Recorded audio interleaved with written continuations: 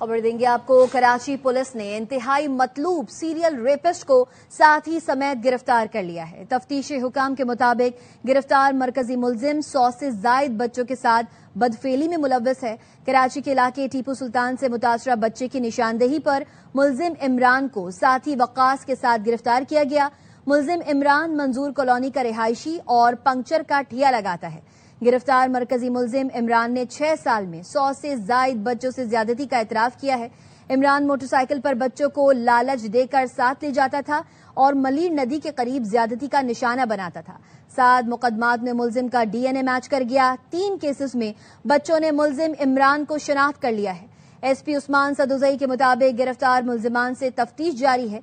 SP investigation 1 के मुताबिक कराची के 4 अजला में 2020 से 2025 तक बदफेली के 7 मुकदमात दर्ज किए गए थे। तमाम केसेस में डीएनए एक ही शख्स का मिला। तमाम केसेस में 12 से 13 साल के लड़कों को ज्यादती का निशाना बनाया गया। एक केस में बच्चे से 2 अफराद ने ज्यादती की थी।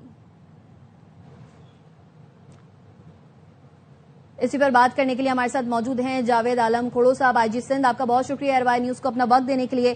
जावेद साहब, कराची पुलिस ने इंतहाई मतलूब सीरियल रेपिस्ट को साथी समेत गिरफ्तार कर लिया है। 100 से जायद बच्चों को उसने ज्यादती का निशाना बनाया था। यकीनी तौर पर बहुत बड़ी कामयाबी है ये कराची पुलिस के लिए। बिल्कुल आपने सही कहा कि ये काफी अरसे की कोशिश और एनालिसिस के बाद जो साइंटिफिक एविडेंस था, जो डीएनए का सैंपलिंग थी, उसको देखते हुए जो हमारे पूरी टीम थी, पहले डीआईजी इन्वेस्टिगेशन कराची और बाद में डीआईजी सीआई और उनकी पूरी टीम और आखिर में ये एसपी जो हमारे ईस्ट है इन्वेस्टिगेशन, उन्होंने एक टीम वर्क के तौर पे काम किया और इन मुलजिमों को पकड़ा है। तो वेल डन और बहुत अच्छा। और इनको जिस तरह सीएम साहब ने हम शुक्रगुजार हैं कि अप्रिशिएट किया है, तो मैं समझता हूं कि इनको बहुत जरूरत है। अप्रिसिएशन लेटर मेरी तरफ से भी जा चुका है और इंशाल्लाह इस पूरी टीम को हम रिवॉर्ड भी करेंगे।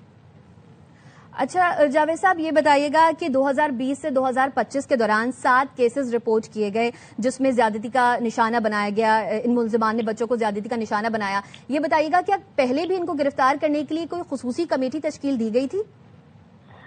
देखिए, इस पे मुसलसल काम हो रहा है और असल में ये जो डीआईजी इन्वेस्टिगेशन की टीम ने पहले ये फोरेंसिक एविडेंस जब इकट्ठे होते गए इनके, और जब उनकी मैचिंग और एनालिसिस किया तो वो एक टीम की निगरानी में इस पे काम कर रहे थे और उन्होंने ये ट्रेंड देखा कि डीएनए एक ही आ रहा है अगेन एंड अगेन।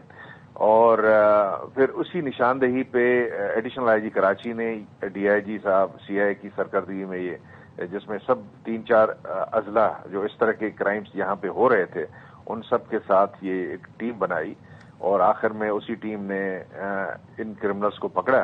तो ये एक जहद मुसलसल थी क्योंकि बिल्कुल ब्लाइंड केस था जिसमें बच्चे आमतौर पे बिल्कुल आइडेंटिफाई नहीं कर पा रहे थे कि जी मुलजिम कौन है, क्या है, और या उसका आता पता हो। अननोन केसेस थे।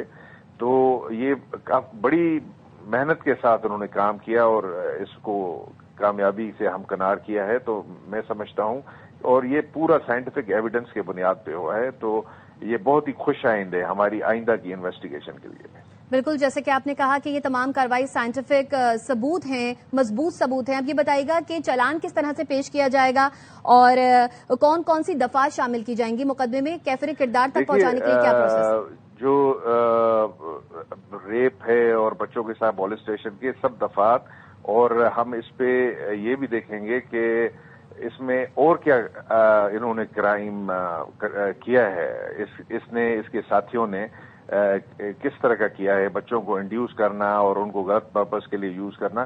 तो इंशाल्लाह उन सब दफात का हम अहाता करेंगे और केस को मजबूत बनाएंगे। और इसमें क्योंकि साइंटिफिक एविडेंस है तो इसकी कड़ियां आपस में बिल्कुल साइंटिफिकली मिली हुई हैं, तो हमें यकीन है कि इनको इंशाल्लाह करार वाकई सजा भी मिलेगी। बिल्कुल, करार वाकई सजा दी जाएगी। जावेद आलम खोड़ो साहब हमारे साथ मौजूद थे, आपका बहुत शुक्रिया।